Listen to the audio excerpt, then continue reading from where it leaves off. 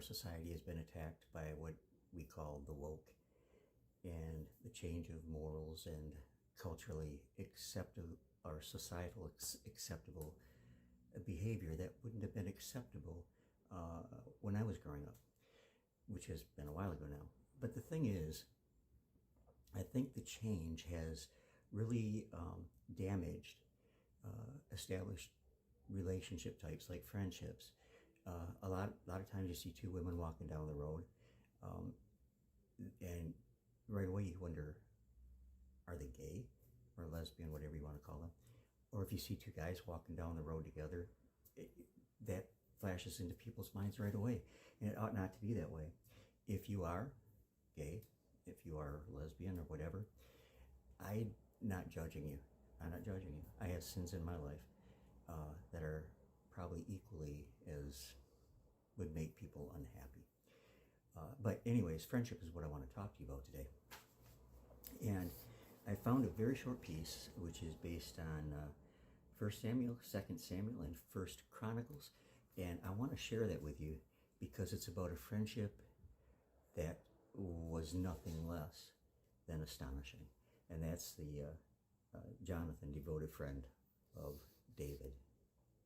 Jonathan, King Saul's crown prince son and David's boyhood friend, paved the way for David to become king of Israel instead of himself.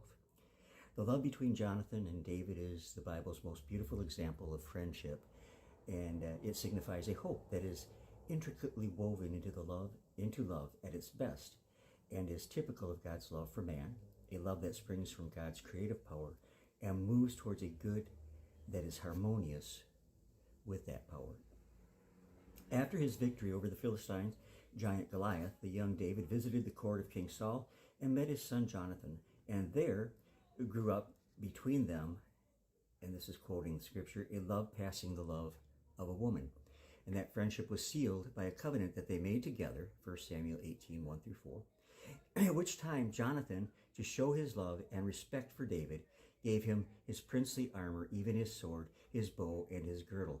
Now, when it says a love surpassing the love of a woman, what does that mean? And a lot of people take that in our society today to mean that they were homosexuals. I don't believe that that's what it means. I think there is a bond between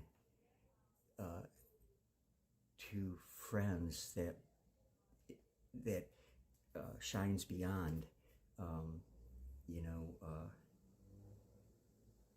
a physical love. And the love of David and Jonathan went beyond a physical love, and I don't even think that's hinted at here, but that's my opinion. Anyways, the armor filled David with a new confidence, and he soon met with meteoric success in battle. Jonathan took pride in David's achievements as a warrior, but King Saul grew jealous of his prowess. And the love of David and Jonathan, however, survived the difficult father and son relationship. King Saul even sought to kill David, but Jonathan warned David of the impending danger to his life and told him to go and hide. And while David was in hiding, Jonathan went to his father and spoke well of David. And I quote, and Saul hearkened to the voice of Jonathan. But jealousy again filled King Saul's heart, and while David played his lyre, Saul sought to pin him to the wall with his spear. A second time, Jonathan delivered David from oncoming danger. They met in a field again to discuss Saul's jealousy and mental disturbance and to reason together on how to deal with it. No doubt Jonathan also had a premonition of his own impending death in battle, for he said to David, and I quote, "If I am still alive, show me the loyal love of the Lord, that I may not die, and do not cut off your loyalty from my house forever." That's 1 Samuel 20, 14 through 15.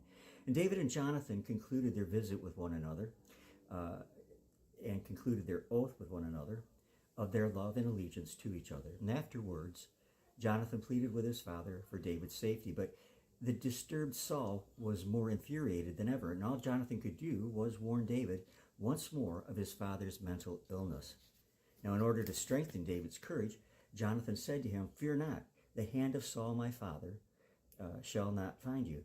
You shall be king over Israel, and I shall be next to you. Saul my father also knows this." And the two of them made a covenant the third time before the Lord. And this is in 1 Samuel 23:16 through 18. When David fled again from Saul, he continued to be victorious in battle, and Jonathan continued to sustain him with his steadfast friendship. And finally, however, the sad news reached David that Jonathan and his father and 2 brothers had been killed in battle at Mount Gilboa.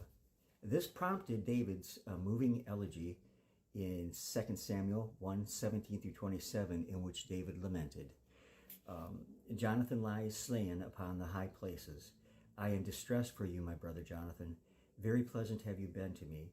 Your love to me was wonderful, passing the love of a woman, verses 25 through 26. And we already discussed that. At the news of his father's death, Jonathan's 5-year-old son, Mephibosheth, I have a hard time with that name, in a fall, was crippled in his feet when the nurse fled with him from the palace. And the brotherly covenant between David and Jonathan had entered into, secured for this lame prince the lands of Saul, entrance to the royal court, where David was now king, and protection from David from death that befell the other heirs of Saul. So even Jonathan's son was a great beneficiary of the friendship between David and Jonathan. This remarkable friendship was based upon great qualities in both Jonathan and David. David, first of all, had marvelous ability, diplomacy, and strength, and the gentle, discerning Jonathan was so self-effacing that he was glad to pave the way for David to succeed his father as king. And David had such a steadfast love toward Jonathan that their friendship survived the tension created by the impetuous, unreasonable, and mentally sick King Saul, who, though torn from his own son in life, was at last united with him in death. Interesting, and it's from a book by Edith Dean called All the Bible's Men of Hope. It's a lot to think about. I've had a number of very good friends in my life. Jerry Wagner was one, and there have been a couple others. But I think that's the kind of friendship that I, all my life, have wanted. That kind of close bond with another male, as Jonathan does. Not a sexual bond, but a close association and support for one another through everything life can throw at you. Okay, I've rambled on long enough. I hope that you've been blessed by this. I was blessed by reading it. And thank you for being here. Love you all on the other side of that monitor, and I shall see you all again very soon. God bless always.